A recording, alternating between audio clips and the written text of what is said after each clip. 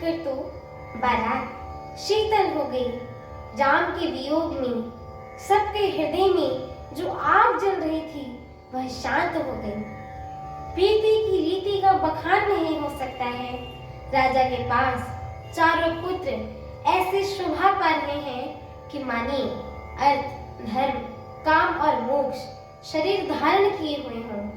पुत्रों से दशरथ जी को देखकर नगर के स्त्री पुरुष अत्यंत ही प्रसन्न हो रहे हैं। आकाश में देवता फूलों की वर्षा करके नगाड़े बजा रहे हैं और अप्सराएं गा गा कर नाच रही हैं। अगवानी में आए हुए शतानंद जी, अन्य ब्राह्मण, मंत्रीगण, मागध, सूत, विद्वान और भाटों ने बारात सहित राजा दशरथ जी का आदर सत्कार किया। फिर आज्ञा देकर वे वापस लौटे। बारात लग्न के दिन से पहले आ रही है। इससे जनकपुर में अधिक आनंद छा रहा है। सब लोग ब्रह्मानंद को प्राप्त कर रहे हैं और विधाता से मनाते हैं, कहते हैं कि दिन रात बढ़ जाए, बड़े हो जाए।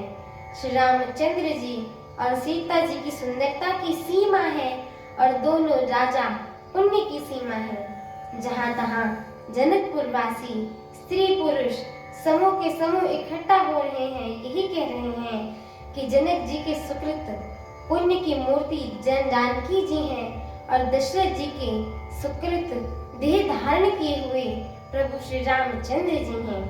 इन दोनों राजाओं के समान किसी जी ने श्री जी की आराधना नहीं की और ना इनके समान किसी ने फल ही पाए। इनके समान जगत में न कोई हुआ है, न कहीं है, न होने का ही है।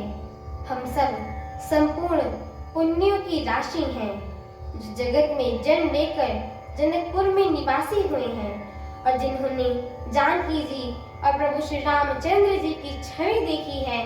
हमारे सरीखे विशेष पुण्यात्मा कौन होगा।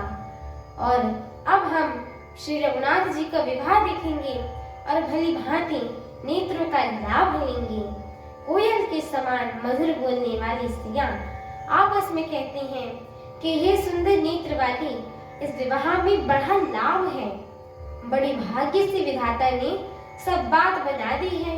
ये दोनों भाई हमारे नेत्रों के अतिथि हुआ करेंगे।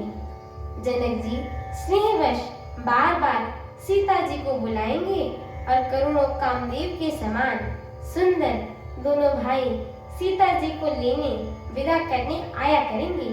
हमारे आगे की श्री राम कथा को सुनने के लिए हमारे चैनल को लाइक, शेयर, सब्सक्राइब एवं कमेंट अवश्य करें। एवं आप सभी भक्तगणों से हम दोनों बहनों का एक छोटा सा निवेदन है कि कृपया आप सभी हमारे श्री रामचरितमानस जी के इस पाठ को पूरा सुना करें, क्योंकि ये जो श्री रामचरितमानस जी है ना, इनकी एक एक चौपाइयाँ, एक एक शब्द एवं एक एक अक्षर महामंत्र के समान होता है। एवं जो भी नर नारी, मनुष्य, जीव जंतु, पशु पक्षी इन्हें सुनते हैं, गाते हैं, कहते हैं, श्रवण करते हैं, उनके जन्म जन्मांतर के सारे पाप नष्ट हो जाते हैं। एक बार प्रेम से बोली मर्यादा पुरुषोत्तम प्रभु श्री रामचंद्र की जय हो।